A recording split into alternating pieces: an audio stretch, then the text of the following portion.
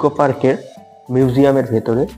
এই মিউজিয়ামটা মূলত জঙ্গলমহল অর্থাৎ পশ্চিম মেদিনীপুর, ঝাড়গ্রাম, পুরুলিয়া এই তিনটি ডিস্ট্রিক্টের যে কালচারাল হেরিটেজ রয়েছে এবং গ্রাম্য জীবন, এখানকার ন্যাচারাল ওয়াইল্ড লাইফ সমস্ত কিছু রিপ্রেজেন্ট করছে কিন্তু এই মিউজিয়ামের মাধ্যমে।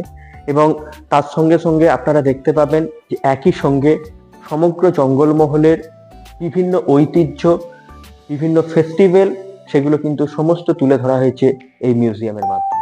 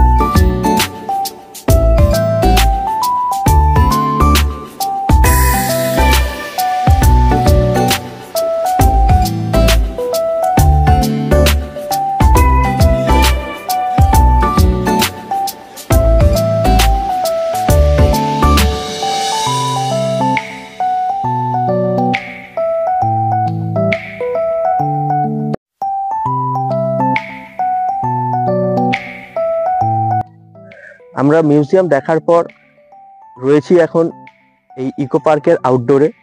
এখানের অ্যাটমসফিয়ারটা আমরা এনজয় করব এবং তার সঙ্গে সঙ্গে বলে রাখি যে এই ইকো পার্কের এন্ট্রি ফি জনপ্রতি 10 টাকা, আর প্রতিদিন সপ্তাহে সোমবার বাদে সকাল 8:30 থেকে বিকেল 5টা পর্যন্ত এই ইকো পার্ক এবং মিউজিয়াম খোলা থাকে।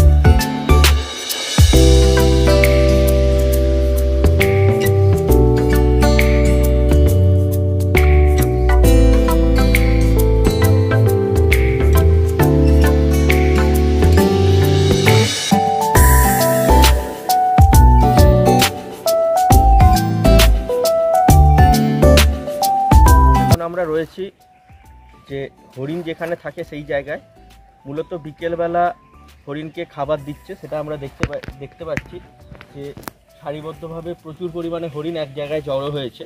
এই যে খাবারগুলো মূলত দেওয়া হয় বেসন, ছোলা, গুড়, বিট নুন, এই সমস্ত মিক্সড করে হরিণকে খাবার দেওয়া হয় বিকেলবেলা। তো সেই একটা দুর্লভ দৃশ্য সেটা কিন্তু আমরা দেখতে পাচ্ছি, কারণ এই রকমভাবে হরিণের খাবার কিন্তু ইতিমধ্যে সেরকমভাবে দেখা যায় না।